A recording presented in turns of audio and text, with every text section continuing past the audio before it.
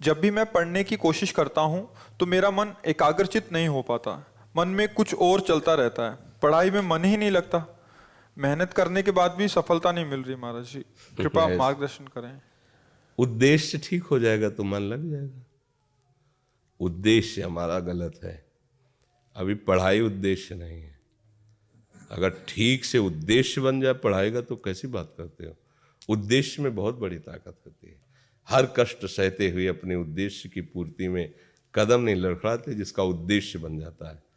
उद्देश्य बन जाए तो ब्रह्मचारी हो, उद्देश्य ठीक हो, एक बार पढ़ लोगे, 1000 वर्ष अगर जीवित रहे कभी भी पूछ लो बात आ जाएगी उसके दिमाग में। अब नाना प्रकार की क्रियाओं से ब्रह्मचर्य का नाश करे, अपने उद्देश्य का नाश करे, तो फिर यही बातें होती जो आप कह रहे हो। कक्षा 9 पढ़े, व्याकरण नहीं पढ़े, शास्त्री नहीं पढ़े, कहीं दूसरी जगह ऐसे नहीं गए कि बैठ के सत्संग सुन के और सीख के बोल रहे, तो भगवद आश्रित हो जाओ सब। अब आप खुद समझना हमारी बात को।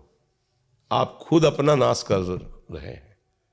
ब्रह्मचर्य का नाश, वीर का नाश, जीवन का नाश है।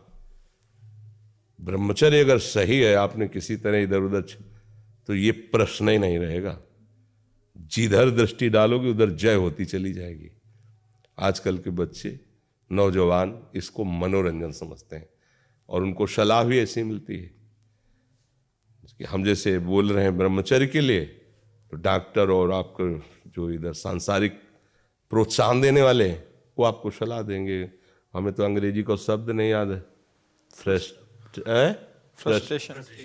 है फ्रस्ट्रेशन। हाँ, और यही जो स्टेशन कह रहे हैं गाड़ी स्टेशन से अलग कर दो तो बोले तुम बहुत शांत हो जाओगे और फिर अपने काम में लो। देखो कैसा उपदेश दिया जा रहा है कि वो तो ये जो कमियां है ना, ये कोई भूत नहीं है जैसे लोग कहते हैं ना, पता नहीं कौन, ऐसा कुछ नहीं है। गंदी आदतें हैं, इन पर संयम लाओ। आप समझ रहे, स्वीकार करते हो हमारी बात कि इसमें आपको संशय है? हाँ, तो आप देखो, हम आज ही सत्संग में बोल रहे थे, हमारे रक्त का स्वभाव है ऐसे, जैसे कट जाए ना तो उसका स्वभाव थोड़ी देर में गाढ़ा होने की कोशिश करेगा। यदि कहीं फ्लो वाली नस कट गई तब तो आपको वहाँ डॉक्टरी की जरूरत है। अगर ऐसे कहीं त्वचा में ऐसे, तो उसका स्वभाव गाढ़ा हो जाना, वो थोड़ी ही देर में वो अपने आप को बांध लेगा, क्योंकि रक्त का एक स्वभाव होता है। अगर वो बाहर किसी तरह भी आया तो ठंडा होकर गाढ़ा हो जाएगा, वो रोक लेगा। इसकी आखिरी परिणति है वीर्य। वो स्वयं से नहीं निकलता, वो इससे भी गाढ़ी वस्तु है, वो घर्षण से निकलता है। अगर आप उसको गर्म न करें चिंतन के द्वारा, क्रिया के द्वारा, तो नहीं निकलेगा। और जब हम उसको, तो फिर वो जीवन को नष्ट, प्राय इस पर बच्चियां ध्यान ही नहीं देते कि ये कोई मार्ग भी है। और परिणाम क्या होता है कि फिर वो संसार में, जिसे डिप्रेशन कहते हैं, मानसिक रोग से ग्रसित हो जाते हैं, क्योंकि इसका परिणाम यही है।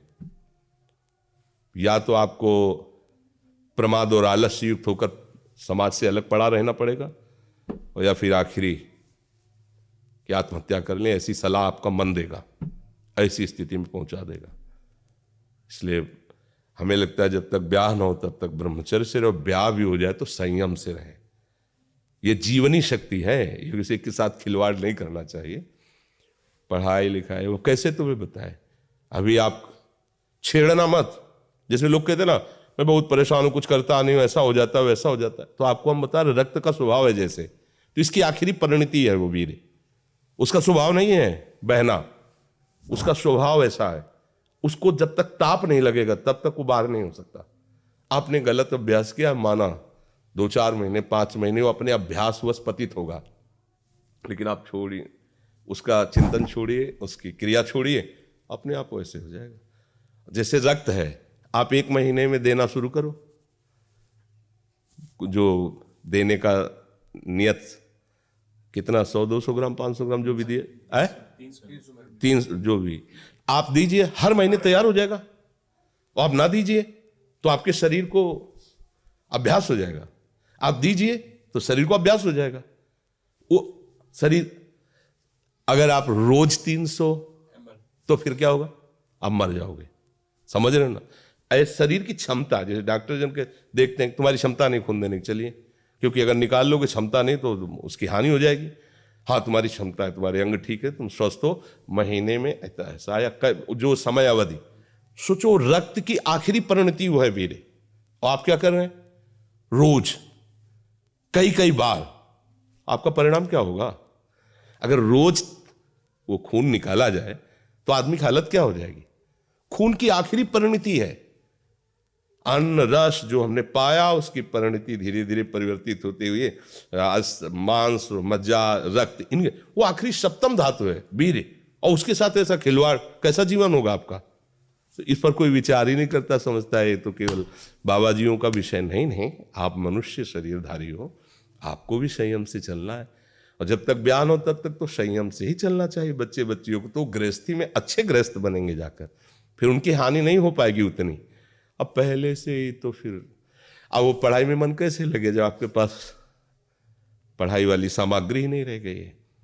पहले क्या होता था, जैसे गुरुकुलों में स्मृति आपकी कमजोर हो रही है तो मेधा शक्ति बलवान करने के लिए ब्राह्मी उसको पिलाई जाती थी, ब्राह्मी है, ये चीजें क्यों?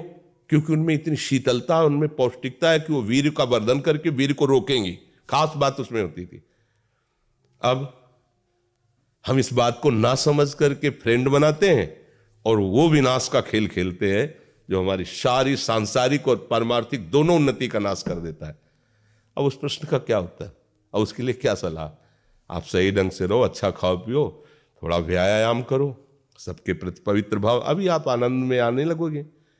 और जैसी आदतें आजकल हो रही, आनंद वाली तो है नहीं, ये तो पतन वाली ही है। चार दोस्त मिलते हैं, मदिरा पान करते हैं, गांजा और तो और क्या ड्रग्स फ्रग्स, आप बताओ क्या होगा? आप इतना विष डाल रहे हो अपने अंदर, इसलिए विषैली चीजें डाल रहे हो, ऐसी गंदी आदतें डाल, आपका जीवन क्या होगा? कैसा खिलवाड़ किया जा रहा है मनुष्य शरीर से, जबकि ये देव दुर्लभ देही है भगवत प्राप्ति, इसके साथ कैसा? तो बच्चों को ना तो सत्संग मिल रहा है, ना शास्त्र स्वाध्याय मिल रहा है, ऐसा ही संग मिल रहा है जो पतन का कारण क्या हो रहा है। अच्छा बहुत पढ़े लिखे हो और शराब पी के नाली के कीड़े की तरह पड़े हो, माता पिता का अपमान कर रहे हो, मनमानी बेविचार कर रहे हो, पढ़ाई लिखाई क्या हुआ? पढ़ा लिखा से भाई विद्या तो वही जो विनय, पवित्रता, शालीनता, सभ्यता, नम्रता, ये तो सद्गुण विद्या में आज की रह नहीं रहे। पढ़े लिखे माता पिता को ऐसे डांट देते जैसे कोई नौकर से बात करता है, हम स्वतंत्र हैं। अरे विषयों के गुलाम तू कब स्वतंत्र हो गया? स्वतंत्र तो परम हंसजन होते हैं जिन्होंने इंद्रियों को अब जीत लिया और भगवद आनंद में मस्त हो, वो स्वतंत्र हैं। इंद्रियों के गुलाम तुम स्वतंत्र हो, जो विषय जब चाहता है तुम्हें गिरा, तुम स्वतंत्र हो। माता पिता, गुरु, शास्त्र, इनकी परतंत्रता स्वीकार करने वाला ही स्वतंत्र होता है। ये मनमानी आचरण जो आजकल समाज में विस्तृत हो रहे हैं ना, ये पतन, अशांति और पाप का कारण बनते हैं, जो बहुत हानिकारक है। तो बच्चा सावधानी से रहो, जो बचा है उसको संभाल लो जीवन।